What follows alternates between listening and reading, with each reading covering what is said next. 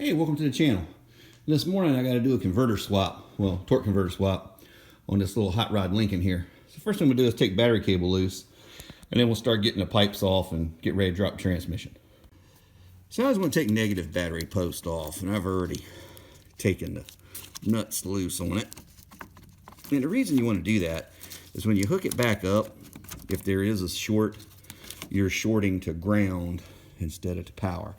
So it's less likely to damage something shortened to the ground than it is to the power. Okay, so I've already started taking the X pipe off. I got this joint loose.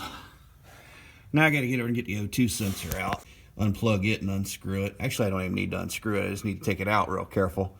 And then we can go ahead and get the pipes out of the way and start taking bolts out.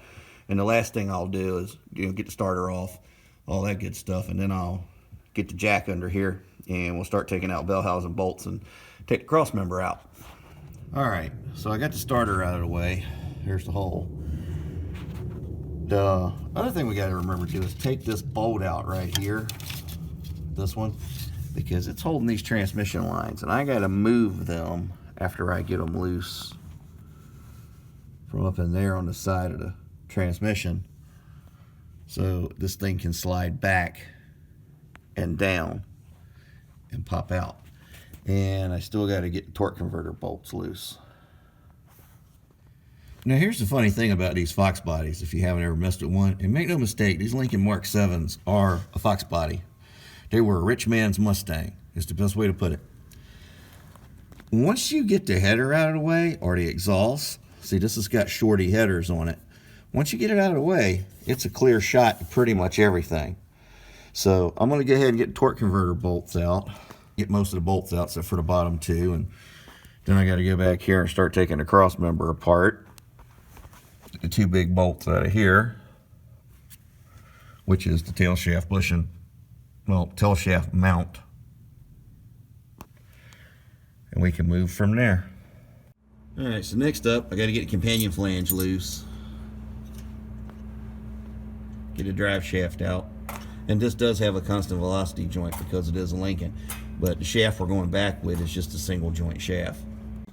So this is the part I hate of having to take a freshly rebuilt transmission back out because of a converter issue.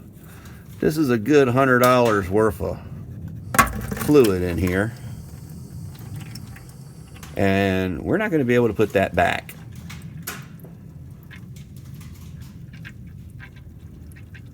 This thing's got less than 1,000 miles on it, but the stall's wrong for the application, so we got to pull it back out and send the converter back and have it tightened up.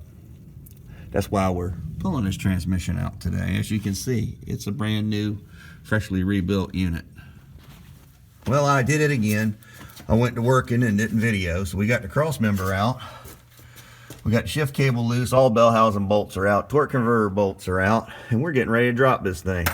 And yes, that's not a prescribed transmission jack, but it will get the job done. So we'll have this thing on the ground here in a few minutes. So here it is down, and I'm getting ready to pull the converter out. Here's the catch pan to catch any mist that runs out. Okay, so we're working on the Mark 7, and again, bad YouTuber that I am, sometimes I got busy and put a whole bunch of stuff back, including the transmission, without shooting a whole lot. That is a nice trick flow cast aluminum oil pan on the bottom of this AOD. And we also got a new drive shaft made for it, which isn't showing up very good here in the dark. Turn the light around. Here we go. Nice new drive shaft. Bottom of the car's in really good shape. I'm up to the point of putting the starter back in. I've already put the bolt back up there holding the transmission lines, and after we do that, we got to get the exhaust back in, the X pipe, the down pipes, hook all the O2s back up, tighten the shifter bracket or the shifter cable on the bracket, and then way back there in the back I got to pull a companion flange out and put a seal and a crush sleeve in it and put it back together. So while we're under here, pinion seal's been leaking on this thing for a while, and as you can see, it's all flung up in the transmission tunnel there, or the rear end tunnel at this point, whichever you want to call it. And we are currently draining it. Now I am going to do something that I haven't tried before. This is the old crush sleeve. I'm going to replace it with one of these new Raytech Smart Sleeves. Now this is my first time using one of these, and they claim that these have a better duty cycle than using shims and spacers instead of crush sleeves, but we're going to find out.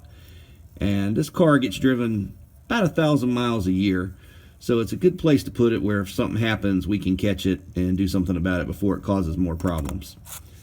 So that's next on the list, and then we got to put the exhaust back on, and the converter swap's pretty much done at this point other than to fill it up and fire it up.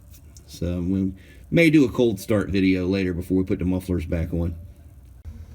So the drive shaft's in, we're hooked up back on the pinion, everything's ready to go. I haven't put this exhaust in.